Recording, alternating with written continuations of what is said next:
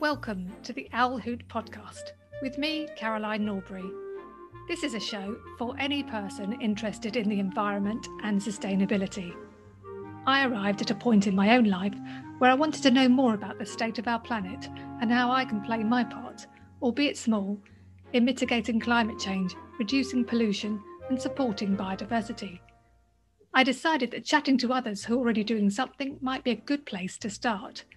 So each episode will feature a different guest telling their stories in and around an environmental activity that will perhaps provide you with ideas that you can incorporate into your own life. Enjoy listening and let me know if you have a topic you'd like to hear more about on the podcast, and I'll do my best to address it.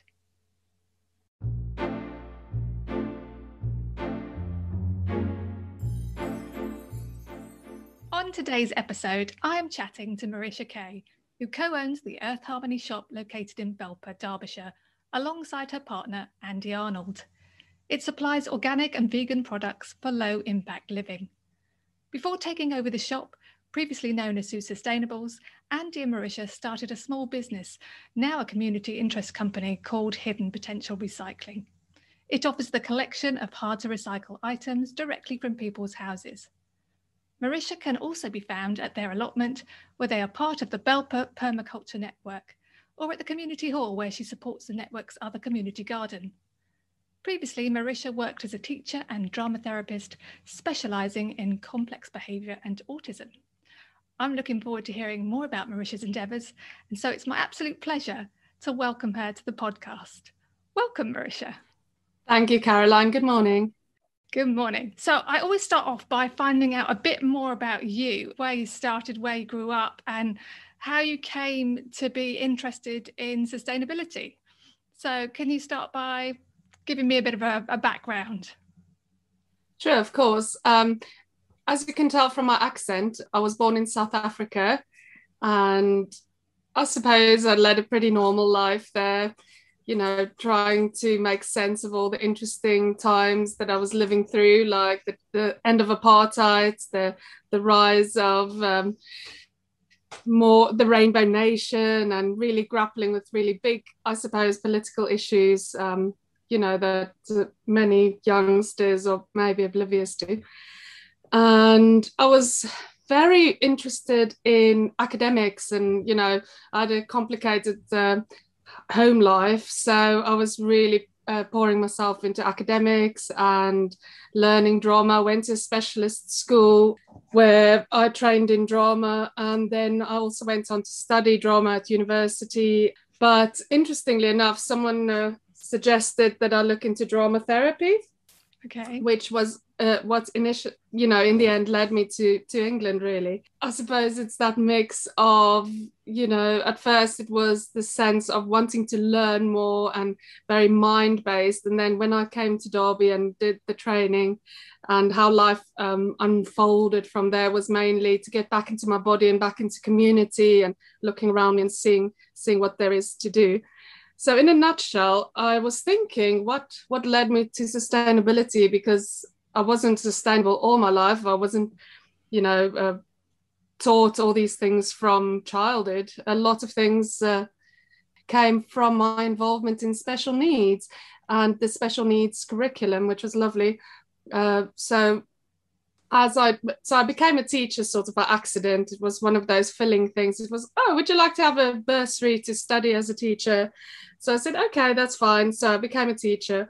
And then in my journeys in England, I first, mainly worked in primary schools, but then I ended up in a lovely school for autism nearby. And there in the further education department, we did gardening, we did recycling with the youngsters, and a lot of those things really made an impact on me, to know the impact of teaching young people and people who can get some fulfillment out of it, to do those sorts of sustainable things. And yeah, I suppose that really made it clear to me how easy it is for anyone to access these things. And where I ended up living then in Belper was very close to the allotments. So I started growing my own food, and I was involved or influenced very heavily by a lovely lady that helped me out when I was in a difficult time, and I learned a lot from her as well. So yeah, I suppose that's in a nutshell the journey. It sounds like it wasn't a sort of a light bulb moment, that it was a gradual transition from sort of circumstance and experiences that you're picking up along the way. Is that correct?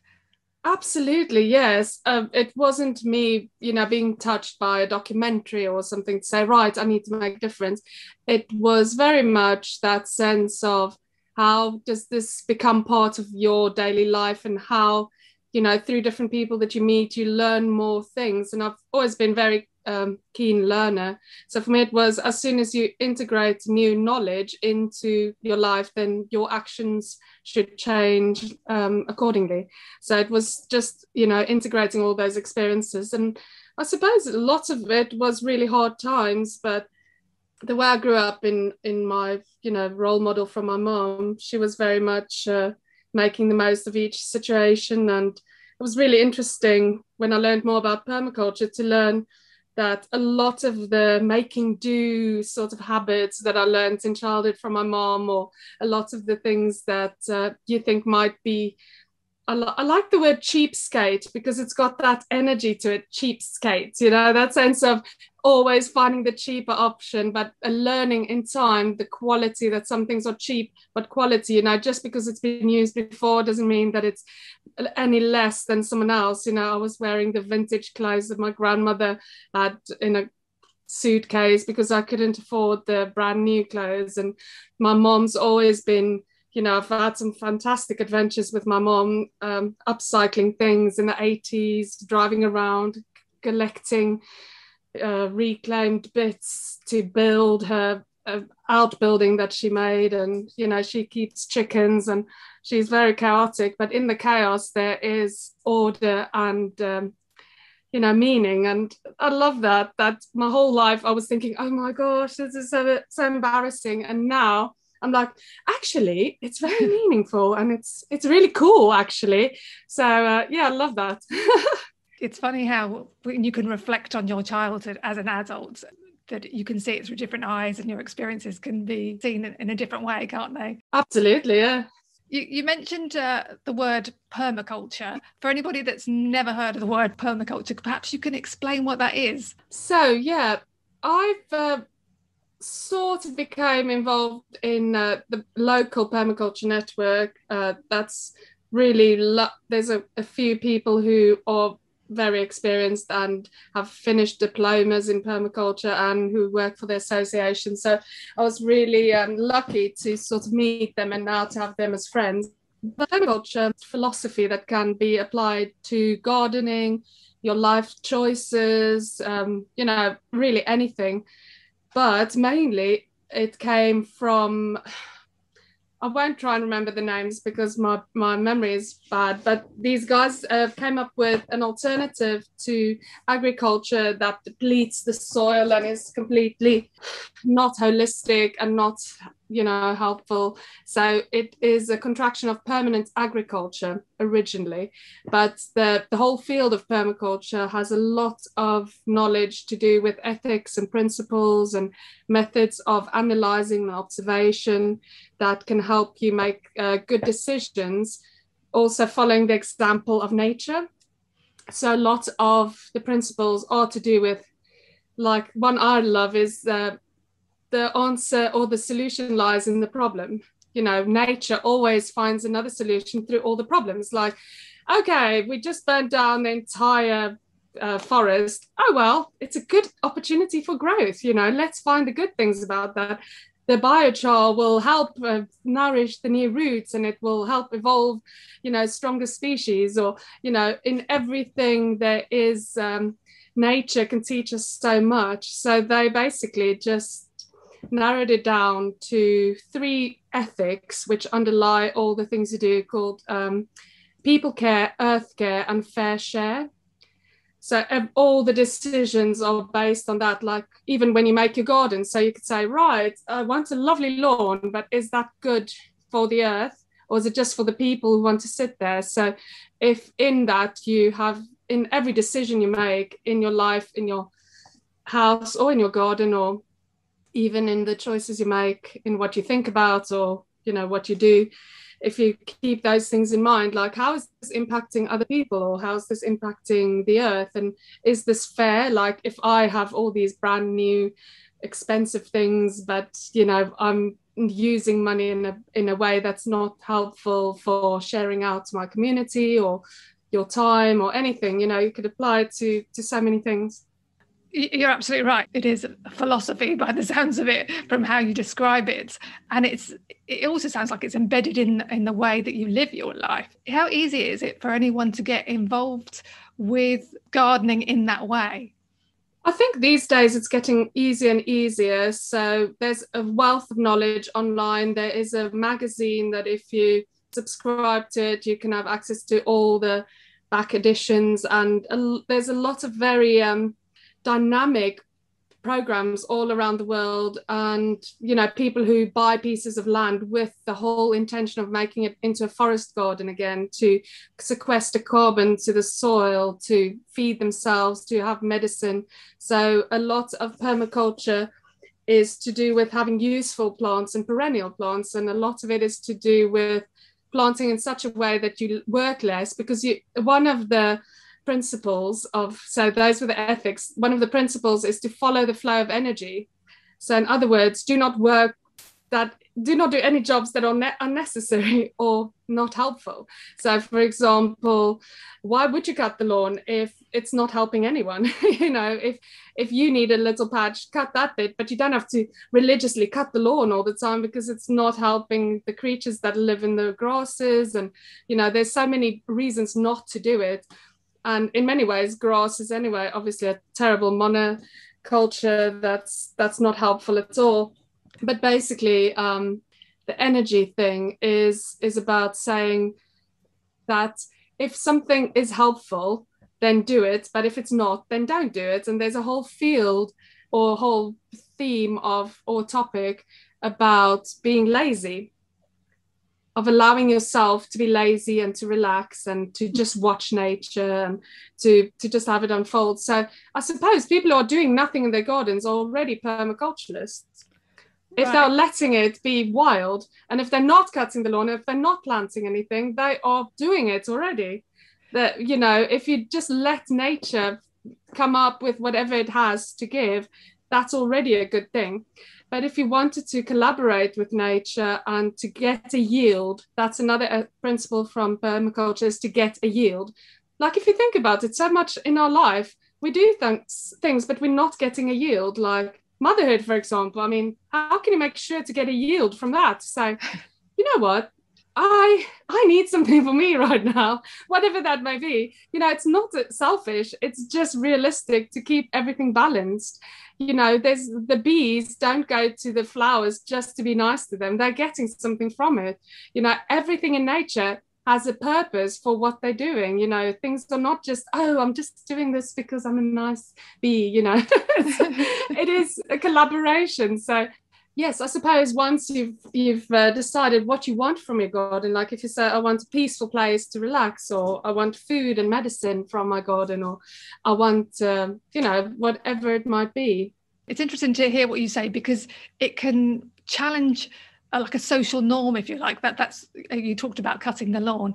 It's something that people possibly do without, it's like an expectation. Oh, I have a lawn, I have a bit of garden, I have a lawn, and this is what you do with the lawn. But you're challenging that perspective, which is really, really exciting. So moving slightly away from the permaculture and looking at your venture into the recycling, which was something you started before taking on the shop. Can you tell me a bit about how you moved into thinking that would be a good idea to set that business up? Yes, it was a really interesting journey, because so my partner Andy, when did we meet? I think in 2017 we met, and a lot of the things I was learning. So at the time, I didn't have a car. I was walking around Belper. I was working with these lovely young people, doing gardening and all sorts of very functional things, and learning so much from that. And then I met Andy, and I was at a point where I was ready to either leave education or to just be stuck in it forever, because I trained as a therapist just before I had my daughter. So it was a bit like, oh, it's just easiest to just work for a school again because it's uncomplicated. I don't have to hassle for every single bit of income working privately. So it came to a point of saying, okay, I'm going to stop working full time. And Andy was a builder for 20 years, but he broke both his elbows some time ago. And so it became really hard for him many years ago, but it started influencing his ability to do heavy lifting and things like that. So we were in this transition phase of saying, okay, what's next? And so we suddenly had much less money. And I was doing some one-to-one teaching, just a few hours a week. And we were building up this allotment from scratch. So we were really into the garden and making most of that and growing our own food. And at that time, I got really involved in all the sorts of eco things that are happening in Belper, like Help Reupcycle. I'm not sure if you're familiar with that page on Facebook. Mm-hmm. It was started by Transition Belper, and anything you need, you can just look on there and say, yes, I'll go fetch that and I can use it. So we just realized we don't need much money. We don't need new clothes. We don't need anything really, because it all is there waiting to be gifted away by someone who's replaced what they had with something new. And so we just became these people upcycling, recycling, growing from scratch, swapping clothes. There's a clothes swap that used to happen and will happen again. So I realized I really do not need to work full time, and I don't need all that money. But we did need a bit of money, and we only realized after some time that we were eligible for some support from universal credit, so that helped to not have to give all our money out to rent and have absolutely no cash. Mm-hmm. So but then we had some support to improve our self-employability, and Andy was actually on this course trying to help him retrain, because it was clear that he wasn't going to be a builder again because of his arms, and it wouldn't be viable. So he was actually working on this business plan with a coach about, I need to do a business, I need to do something. And all the things that came around had heavy lifting in it. It was all to do with moving stuff about that's heavy. And we already had started getting involved with permaculture, and I was doing some reading, and I thought, well, what is the missing link in our society? What are people struggling with? Where is the energy most needed? And I was noticing, since I learned that you can't recycle Tetra Pak in our bins, and that you could take it some places, it was all mounting on the side of our kitchen. And I was like, oh my goodness, there's so much stuff that can be recycled, but how do you ever remember to take it to the right place at the right time? And it's all light work because it's not heavy stuff. It sort of came to me in a dream, really. I was dreaming, and it was like, oh my goodness, that would be a good job. It would be a good solution. So we started working on, the branding and just figuring out how it would work, and working alongside St. Peter's, who obviously collect 4 of those items. And then the rest just, unfolded as time went on, and people really loved it. I mean, as soon as we put out the first invitation, I think 25 people joined straight away. And now we nearly have 200 people on the scheme. So excellent. Yes, it's amazing. That is quite a brave move to sort of step out of both of you having roles that you'd been comfortable with, albeit that obviously from Andy's side, there was a physical need to move away from it. But just to step away from everything you've kind of known and then go, right, what's next? That's a really brave move. And it sounds as if it's given you the time and space to find what is the next thing for you, or the next things, I should say. So this sounds like a really good scheme, and it's obviously working really well. And is it, to those that don't know, is it largely plastics that you're recycling? Largely, it's actually aluminium. So anything that contains a layer of valuable resources that are needlessly left in landfill for hundreds of years or thousands in the end. So crisp packets, chocolate wrappers, pet food pouches, all those sorts of things that have more than one layer of things in it, which can be used again. But because it's so hard to sort that mechanically, and because it is so intense to get to the bottom of the resources that are locked inside that packaging, really, it is not viable for curbside recycling. So the company TerraCycle is really fascinating when you look back at their whole story, and there's a lot of stuff, YouTube videos or anything, and a lot of information on their websites. But mainly it is about thinking of things around you as carbon. If you think about, we talk about carbon footprints, and people have this idea of this very abstract thing of carbon footprint. Every time you start the car and the fumes come out, that's carbon. Every time you breathe out, that's carbon, carbon dioxide. Sure. But ultimately, everything that is matter is carbon. So if we start appreciating that everything around us can be a resource in some way, for example, as gardeners, everything can be compost. So if you don't value the carbon and the matter in front of you for all the possibilities that it might have, and leave things where they belong, for example, in permaculture, they use a lot of no-dig gardening. So if you just leave the soil to do its job and feed it and keep adding more good carbon to that, that will be good, or compost is nitrogen and carbon. So it's all those sorts of things. So instead of, sometimes you can say, okay, not everything's recycled, but if you first say what can be composted, it's in that whole reduce, reuse. Some people like to add rot. Can it be rotted down in my compost before I recycle it? Can I reuse this? Can I repurpose this? Can I reinvest it? Can I buy better things that will last longer, that will be able to be repaired before and of course, if you choose natural fibers, you can compost your own clothes. You don't even have to send it off to someone else to recycle, or whatever you choose to do with it. Mm-hmm.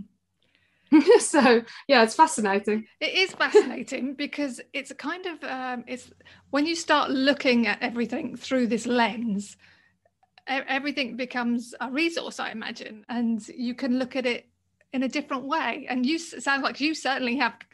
You're looking at everything in a new way of how you can keep it in motion, being functional, or rather than just discarding. And if you do discard it, you then discard it in the most positive way that you can. From the permaculture, and then you've got the recycling network of collecting these hard to recycle objects. You've then taken on what I imagine is called a zero waste shop. I know you regard it as low impact living. Would you describe it as a zero waste shop? Yeah, I guess there's no getting away from that being the catchphrase of the time. Zero waste, meaning that we in the products that are sold, they do aim to reduce the waste. But I think Sue was the one who said that, our predecessor who started the shop, and with Sue's inspiration, we would never have been able to do this, because we would not have started that from scratch. We were so astounded when she said, oh, well, I've chosen you to take over the shop when I retire. And we're like, really? Are you mad? Why us? And she's just like, no, I know your heart's in the right place. When I delivered the blue bags for the first time, a lot of the addresses I knew because they had gifted me something over the years. So there's an overlay of customers who give things away, who make sure they recycle things, and then who reduce their waste by choosing environmentally friendly options. So it is very much a tribe of people who do all these things already together. So it is, yeah. So yes, the shop is definitely about, and it's also very permaculture based, because a lot of organic farming do take into account permaculture principles, and it's all about keeping things organic and not using pesticides, and using the best quality practices in looking after the earth, and improving people's health by the most nutritionally dense food, and although we are not vegan, the shop only sells vegan things because that's the most inclusive way to look at anything. Because if you think, most people eat a mostly vegan diet anyway, it's just those animal products that you do choose that, you know, changes what we eat. So vegans eat, everyone eats a vegan diet mostly, and then you just have add-ons. So we decided to keep it that way. And for someone that hasn't ever been to the shop, what can they expect? What would be their experience? What do they need to bring? So the shop is, it's turned into a little bit of an open all hours layout, like the old corner shop, because of our love for old furniture in the lockdown, which we only have ever traded in a lockdown. So it's going to be interesting to deal with bigger groups of people. But we laid it out in such a way that people see things and then ask for it, mostly. So there's a big counter with lots of jars of whole foods that are unpackaged. So if people brought their jar to fill up with oats or rice or pasta or lentils or nuts and raisins and dried fruits, they can just have their jar filled. Say, I want a half full jar or a full jar of this. We also have paper bags that we can give people any quantity they want. But people do seem to have this need to fill their jar. So sometimes they bring the jar once and know the capacity of the jar. And then to avoid bringing the jar again, they would just know how much their jar takes and then ask for that amount. Okay. And then the paper bags can be cut up and added to compost for the carbon element, because paper is quite important for compost. So that's the unpackaged part. Then we also have lots of vegan and organic tinned food, jars of food. We have lots of vegan alternatives like tofu and seitan and jackfruit and banana blossom, a lot of food that vegans eat or anyone can eat as a plant-based meals. And of course, even if you do eat meat, to reduce your intake can help the environment a lot. So that's quite exciting to try interesting new meals. We sell a whole range of herbs and spices loose as well, so people can save the little jars and refill it. I looked the other day in the co-op, and the oregano that they sell in a jar is 10 times more expensive per gram than our organic oregano. So sometimes taking the packaging away makes things much cheaper. And when we have a bit more time, we will do some comparisons to just help people see that often it can help a lot to take away the packaging. Do you think that's a perception that perhaps if people are going to buy vegan products that they are having to spend more money? Do you think that's a presumption? It definitely is. And I guess it all depends again how you look at it. So if you are looking at the journey that the product you're consuming has taken to get to you, and if you think of, like, one of our biggest wholesalers is Suma, who is a cooperative that's been working in the UK since I was born. It started in the same year as I was born in 1979. And everyone in that company earns the same amount of money. Everyone can do all the jobs. Everything is vegetarian, vegan, and organic where possible. And, you know, there's a whole network of people benefiting from this sort of work. So it's fair in every way. So if you say, well, one tin of baked beans is £1.10, but it's the best quality beans, it supported everyone along the food chain to get to you. And therefore, yes, you could definitely find a cheaper tin of beans, but will it be as nutritious and delicious and good in every way? You know, that's how we look at it. And also, if you're going to go for quality versus quantity, we all know the whole story. You can easily feed someone with a loaf of white bread and a jar of jam and spend less than £2 if you chose the cheapest way. But will that be a nutritionally dense and wholesome meal? Perhaps not, you know. So I guess, again, it's also thinking of the quantities. Perhaps we've come to this point of consuming and eating more than what we need. So if what we have is actually more nutritious, we will need less, and therefore it might even be cheaper if in the longer run. It sounds very much that there's a clear thread of your mindfulness through the way you live and how you consciously consume and the activities that you get involved in. What's the most rewarding part to being a part of the shop and the other adventures that you're also involved with? I would say the biggest part is the friendships, the connection to other people, especially through the pandemic. It's been so heartwarming to be involved and do things alongside other people who are totally on the same page. You have the same ethics and principles where you don't even have to think twice, because you don't have to question their ethics or their reasoning behind something. And people who are passionate about making a difference. Like, I remember 2 years ago, I spoke to one of the ladies, Jenny Lindop, about, we were like, we need to plant trees in Belper, we absolutely have to. And then everyone's sort of grown and done things, and now we have a friendship orchard in Belper with trees dotted all over the place.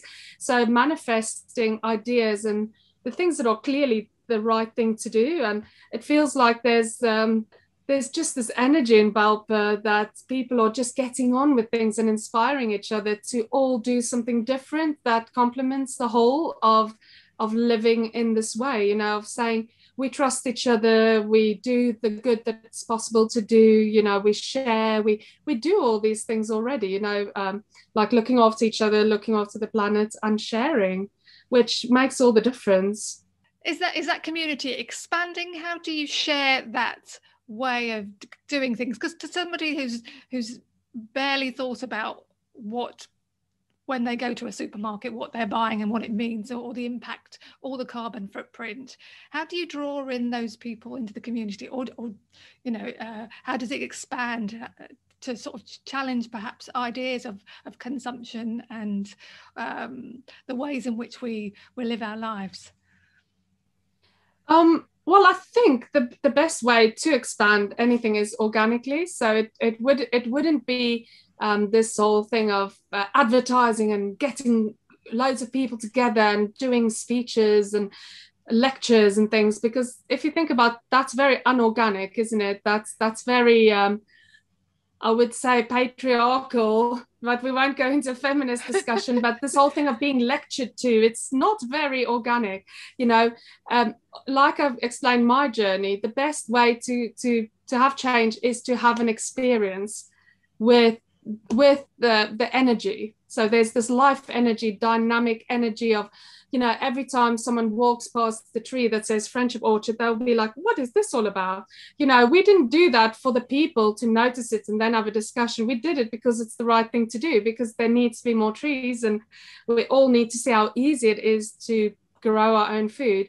So when people are ready, they will, and that's the nature of life and the energy. When you are ready, you will have an encounter. And if you are aware of that encounter and become conscious through that encounter, that will lead to change. So, and every time I go into a main supermarket, I see changes happening. It's beautiful, all the eco-friendly things in Aldi, where they're changing plastic to recyclable plastic, where Tesco's saying, well, we'll take all the plastic and we'll take the clothes. These things are happening because people want it to happen. And, with the recycling as well, we have so many messages, we can hardly keep up. And people are, when they're ready, they will do what they can do. And when you know more, you do more. And so it continues, there's no need to preach to anyone. There's just this sense of energy that needs to keep moving, and I guess there are different camps of people who want to contribute in different ways, but for us it's simply to keep it all moving, keep ourselves energized so that we can carry on everyday's tasks and just be present with whoever's in front of you. And that's ultimately the only way forward, I think. Your optimism and your it's quite infectious, Marisha. That's it's very warm, and the way that you put that, I wonder, because you in your own journey, if you like, are doing many things, is there a point at which you have to go, oh, I can't take on anything else because I'm doing all these different things? Yes, it was definitely like that. I mean, when Sue invited us to take over the shop, I knew that it would be a while before we could draw a salary from it. But I decided to leave teaching behind because I never really wanted to be a teacher. It sort of happened to me, and I was like, right, I don't want to do any more teaching. And then I love singing as well. So that's something I want to put more energy into. So, but then I said, I don't really like singing with the guitar and that folksy music. I love classical music. And that's my intention, to stop doing that sort of music and put my intentions into what I want to develop. So along the way, there will always, and even at the shop, so Andy and I have this rhythm of on Mondays, I spend time at home and he spends time at the shop doing cleaning and sorting out there. So making a decision of where to put your energy or where it will be most helpful, and, you know, doing other bits. And so definitely, yes, there always has to be quite a few no's to say, no, I don't want to do that, or no, thank you, I'm not interested, or I don't have the time, or I don't have the energy. And right now, that's not going to help me or help you if I'm doing something when I'm tired and grumpy. Sure. It sounds like you know your limits.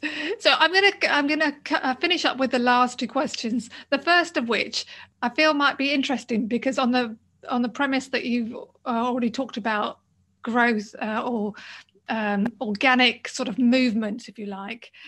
But if you were to have to recommend something to someone about if they were in the place where they were now ready to make a change, is there a first step that you would recommend looking at, or taking a particular change in action that they could do in their everyday lives? What, I wonder, might that be from your perspective?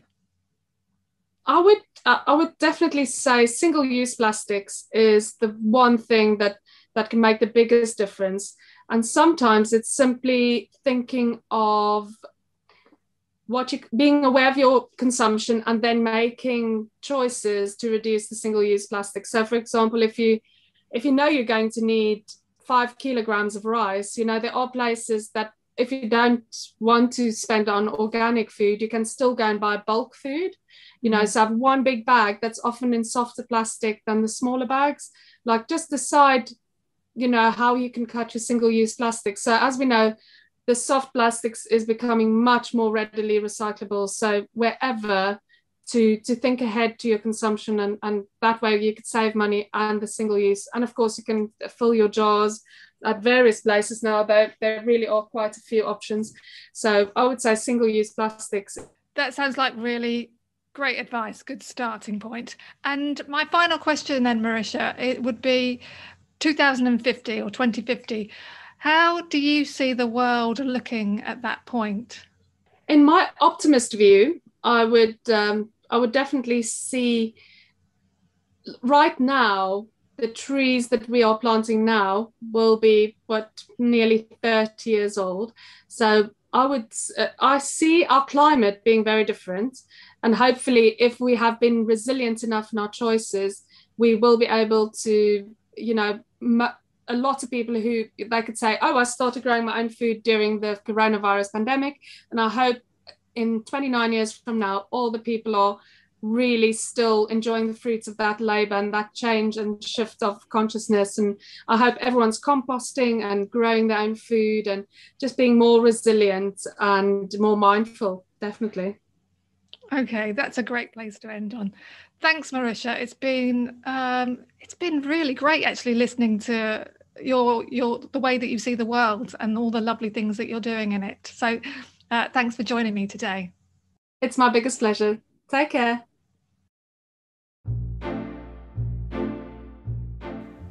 It was lovely talking to Marisha and hearing how she lives so mindfully in all aspects of her life and discovering what low impact living looks like.